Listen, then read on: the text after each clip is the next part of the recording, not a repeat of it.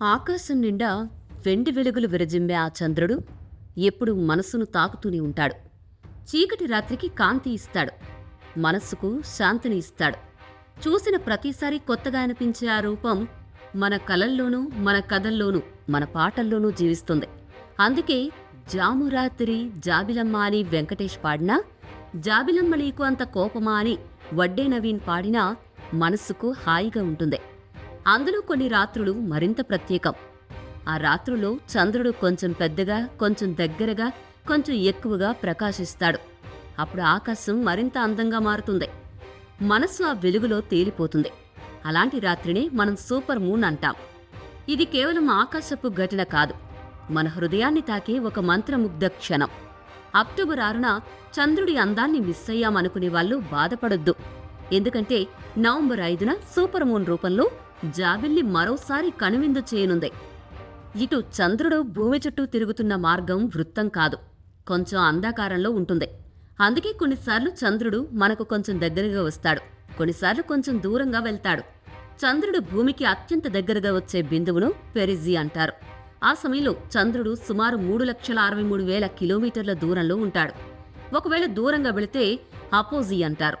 ఆ సమయంలో దూరం సుమారు 4 లక్షల కిలోమీటర్లుంటుంది. పెరిజీ సమయంలో చంద్రుడు పౌర్ణమిగా ఉన్నప్పుడు సూపర్ మూన్ కనిపిస్తుంది.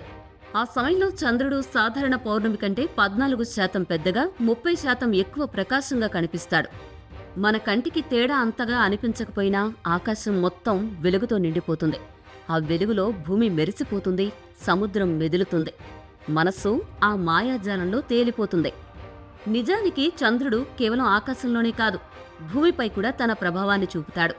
మన సముద్రాల ఊపిరి, తరంగాల లయ లాంటివి చంద్రుడి ఆకర్షణతో ముడిపడి ఉంటాయి. సూపర్ మూన్ వచ్చినప్పుడు చంద్రుడు భూమికి దగ్గరగా ఉంటాడు. దీంతో ఆయన ఆకర్షణ శక్తి కొంచెం పెరుగుతుంది.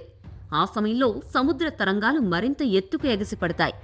మనకు పెద్ద మార్పులా అనిపించకపోయినా సముద్రం ఆ లయలో స్వల్పంగా మారుతుంది. ఆ సమయంలో ప్రకృతి మొత్తం ఒక కొత్త మాధుర్యాన్ని పొందుతుంది. ఇటు చంద్రుడు భూమికి కేవలం ఒక శాటిలైట్ మాత్రమే కాదు, ఆయన మన సంస్కృతిలో ఓ భాగం కూడా. అందుకే తెలుగు సాహిత్యంలో ఆయన రూపం ఎన్నోసార్లు వెలుగుతుంది. చంద్రబింబం ప్రేమకు, ఆత్మీయతకు, అందానికి గుర్తుగా నిలిచింది. మన పండుగల్లో పౌర్ణమి రాత్రి ప్రత్యేక స్థానం పొందింది. పెద్దలు చంద్రుని చూసి ఆశీర్వదిస్తారు, పిల్లలు చంద్రుడి గురించి పాటలు పాడుతారు, ప్రేమికులు చంద్రకాంతిలో కలలు గంటారు. ఒక్క మాటలో చెప్పాలంటే ప్రతి మనస్సులోనూ చంద్రుడు ఏదో ఒక జ్ఞాపకంగా జీవిస్తాడు. ఇటు నవంబర్ 5న రానున్న 2025లో సంభవించే సూపర్ మూన్ అత్యంత ప్రకాశవంతమైనది. ఆకాశం నిండా వెండి కాంతి విరబూసే రోజు అది.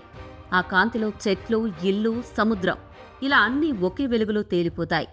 మన కళ్ళకు అది ఒక స్వప్నంలా అనిపిస్తుంది. ఆ రాత్రి మీరు బయటకు వెళ్లి ఆకాశాన్ని చూడండి, దీపాల అవసరం ఉండవు. చంద్రుడి వెలిగే మీ చుట్టూ వెదజల్లుతుంది.